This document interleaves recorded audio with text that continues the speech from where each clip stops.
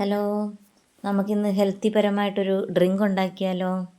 അതിന് ഒരു ബീട്രൂട്ട് എടുത്തിട്ടുണ്ട്, ശകലം ഇഞ്ചി എടുത്തിട്ടുണ്ട്, പിന്നെ ശകലം കപ്പളങ്ങ, ശകലം കുക്കുംബർ.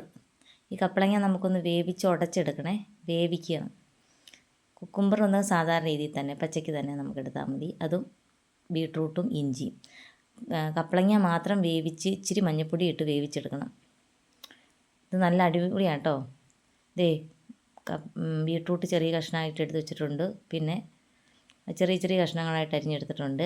രക്തക്കുറവുള്ളവർക്കും ഒക്കെ ഇത് കുടിക്കാൻ നല്ലതാണ്. ഇഞ്ചി വയറിൻ്റെ കേടിനും ഒക്കെ നല്ലതാണ്. കുക്കുംബർ അറിയാമല്ലോ, ക്ഷീണം എല്ലാം അകറ്റും കുക്കുംബർ.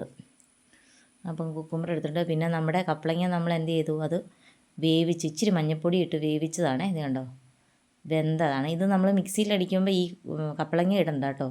ബാക്കി എല്ലാം കൂടെ അരിച്ചിട്ട് നമുക്ക് അതിൻ്റെ ജ്യൂസ് എടുത്തിട്ട് ഇത് ഇതിനകത്ത് ചേർത്ത് കഴിച്ചാൽ മതി.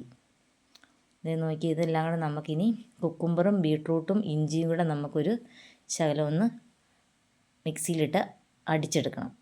അപ്പം നമുക്കത് അടിച്ചിട്ട് വന്നിട്ട് വേണം നമുക്ക് ഈ കപ്പളങ്ങ ചേർത്ത് കഴിക്കാൻ. നല്ലതാണ്, വയറിനൊക്കെ നല്ലതാണ്. ഇത് കണ്ടോ, ജ്യൂസ് എടുത്തിട്ടുണ്ട് കേട്ടോ. ജ്യൂസ് എടുത്തിട്ടുണ്ട്. ഇനി നമുക്കിതൊരു ഗ്ലാസ്സിലോട്ട് ഒഴിച്ചു കൊടുക്കാം. മധുരം ഒന്നും ചേർക്കേണ്ട കാര്യമില്ല, കാരണം ഹെൽത്തി പരമായിട്ട് നമ്മൾ പഞ്ചസാര ചേർക്കേണ്ട കാര്യമില്ലല്ലോ. അപ്പം അത് ഒഴിച്ചിട്ടുണ്ട്. ഇനി നമ്മുടെ കപ്പളങ്ങ നമ്മൾ വേവിച്ച് ഉടച്ച് വെച്ചതാണേ. കണ്ടോ, ഇത് പച്ചക്കപ്പളങ്ങ മഞ്ഞൾപ്പൊടി ഇട്ട് വേവിച്ച് ഉടച്ചതാണ്. ഇത് നമ്മൾ ഇതിലോട്ട് ചേർത്ത് കൊടുക്കുക.